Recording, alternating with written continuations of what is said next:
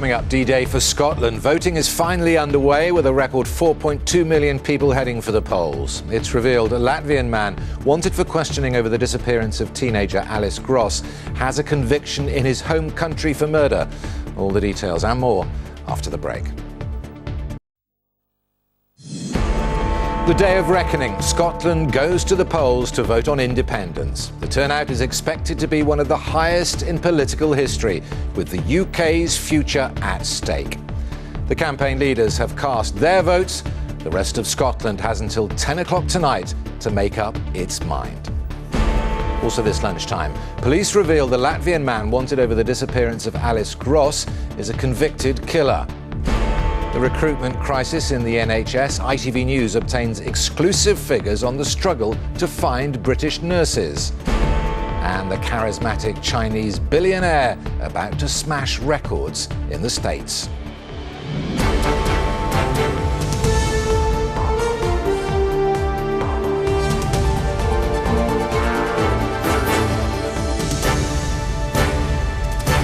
This is ITV News with Steve Scott.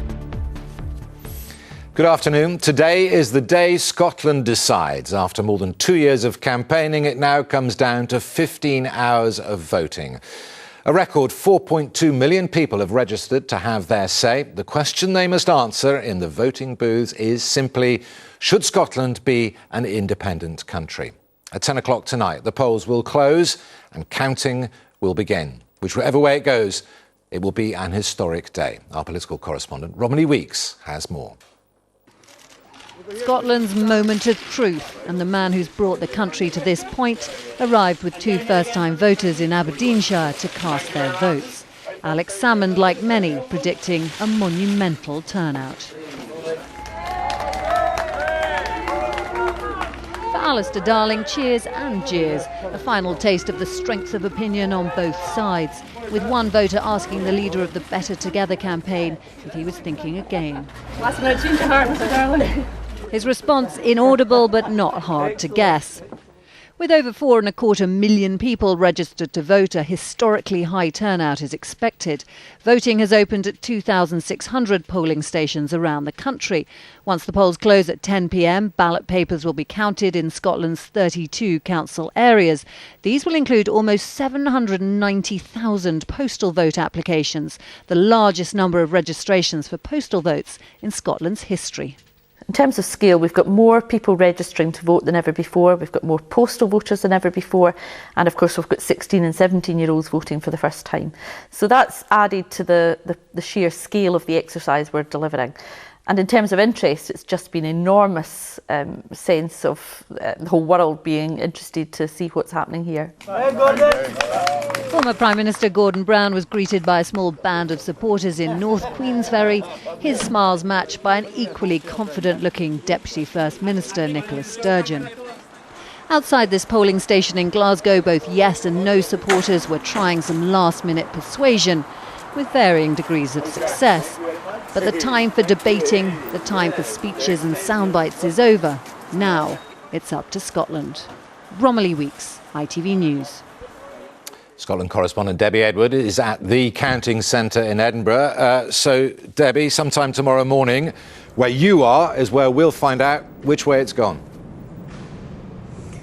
That's right, and you can see the bank of tables behind me ready to receive the ballot boxes from around Edinburgh just after 10 o'clock tonight. Edinburgh expected to be one of the last to declare at 5 o'clock tomorrow morning, along with Aberdeen and Glasgow, due to the volume of votes that are being cast in Scotland's largest city. And this is the result that will be watched around the world. There have been cameras from international media setting up here throughout the morning, and all focus here in Ingliston is on this far corner, which is where the results from each of the 32 local authorities will be added up through the small hours of the morning. The first to declare, we're expecting, will be North Lanarkshire and Clackmannanshire, and we were expecting the Western Isles to be one of the first, but we're hearing that the plane that was gathering some of the votes from around the Isles might have been grounded due to fog. That could delay the result here until around 7 or 8 o'clock tomorrow morning, but it will be far before that, around midnight, maybe 1 o'clock in the morning, that we'll get an indication of turnout, and that will give us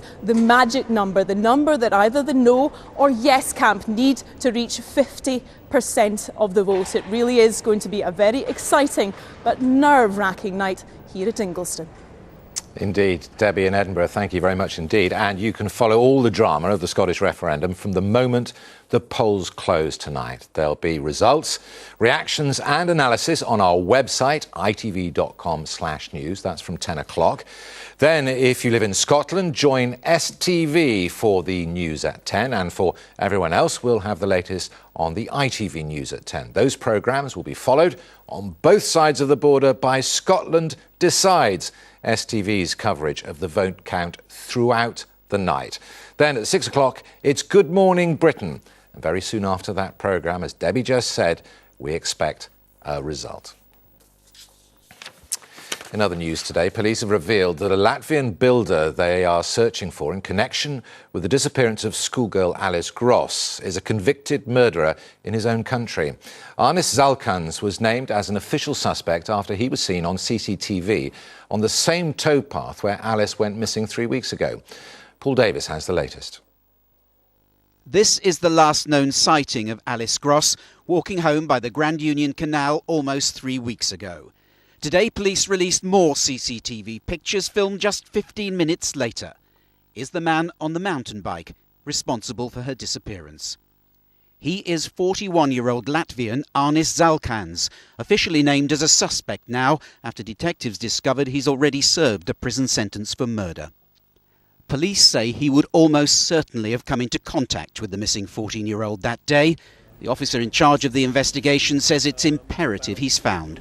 It is highly likely that they came into contact, whether that be by passing or we don't simply know.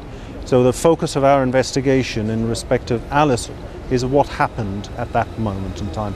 I need the public's help in that. That area is not covered by CCTV. I need the public's help in that.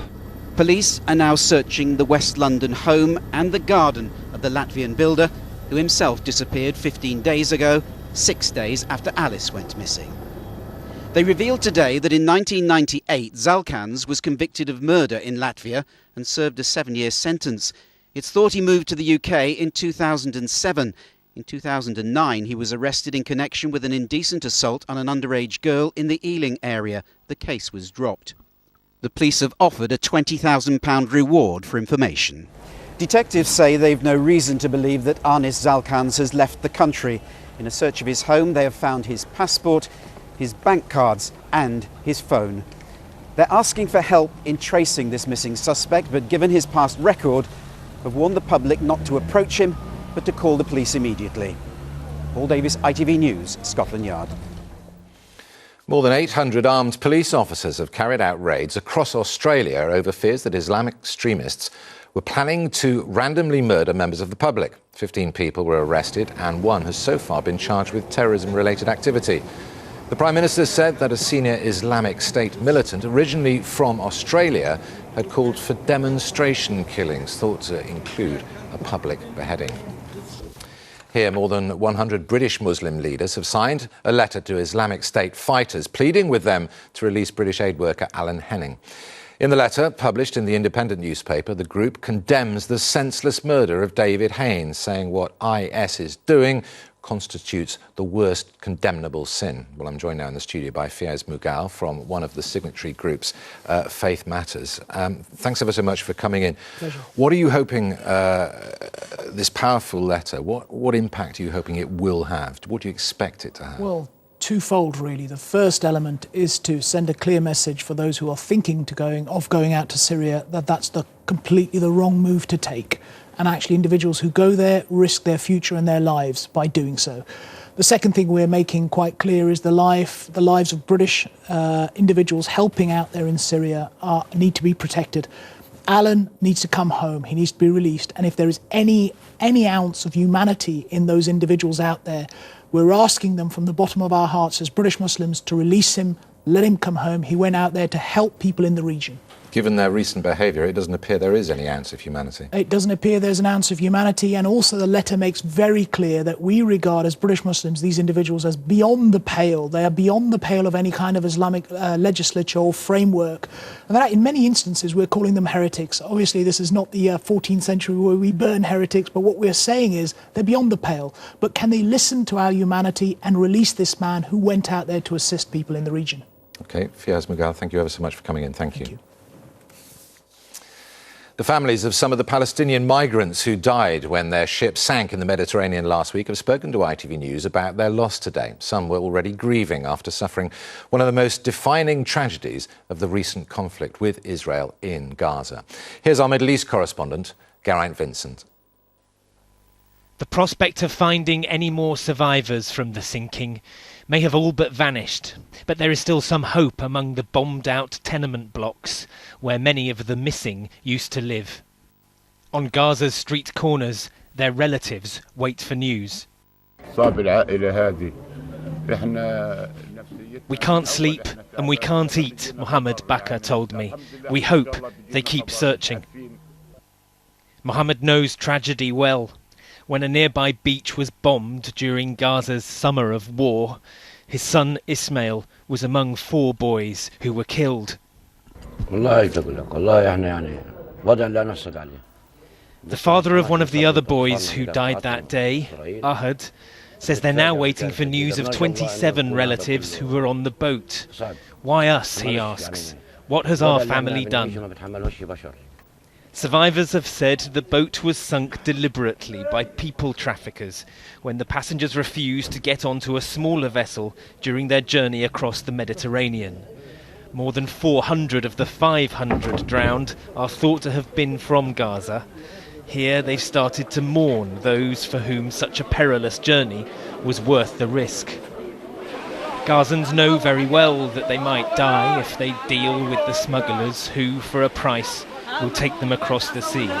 But for increasing numbers of them, this has become an impossible place to live. Geraint Vincent, ITV News, Gaza.